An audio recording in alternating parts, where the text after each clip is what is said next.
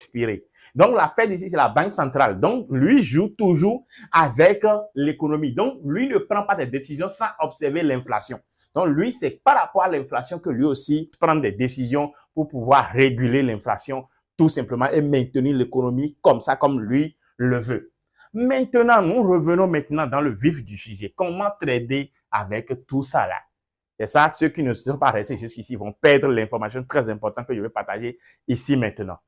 Alors, c'est maintenant que le vrai travail commence maintenant pour le trader. Parce que la dernière partie qui raconte comment trader avec toutes ces choses-là. Suivez très bien. Vous avez juste remarqué que lorsque vous observez, lorsque toutes ces données-là sortent, vous analysez, j'ai déjà partagé les informations qu'il faut, vous observez les données et que vous remarquez que l'écart, c'est-à-dire les décisions qui ont été prises par rapport, les décisions anciennes, c'est-à-dire antérieures par rapport aux nouvelles décisions, il n'y a pas eu vraiment d'écart là-dessus. Ne croyez pas que sur les graphiques, vous allez voir quelque chose d'extraordinaire. Non. C'est là le piège. C'est pas que quand tu vas voir que voilà, ils ont haussé ici, ils ont haussé ici, et aussi lui aussi là, haussé directement.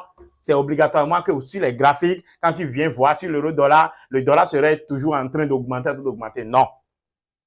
C'est ça le piège. Les débutants ne comprennent pas ça. Maintenant, ça devient important lorsque on remarque un écart observable, c'est-à-dire un écart très observable, inquiétant même sur ces données-là. Par exemple, maintenant, quand nous prenons maintenant la NFP, on dit maintenant que la décision prévue peut-être maintenant, c'est à 20K peut-être. D'accord? Maintenant, ce qui veut sortir, c'est que les gens ont prévu, c'est que les gens ont, les prévisions que les gens ont faites, c'est peut-être à 20K. Et ce qui vient sortir directement est à 75K maintenant. Vous voyez, ça veut dire que là, l'écart est important.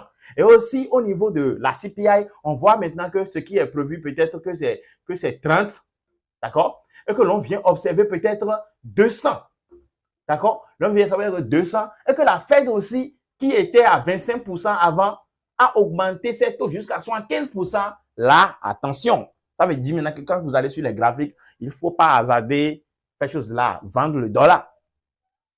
Il ne faut pas hasarder peut-être vendre le dollar, non. Vous allez juste remarquer que quand tout ceci va s'augmenter ici, vous allez voir que le dollar aussi va commencer par hausser parce que quand lui hausse ses taux, c'est le dollar qui grimpe sur les graphiques.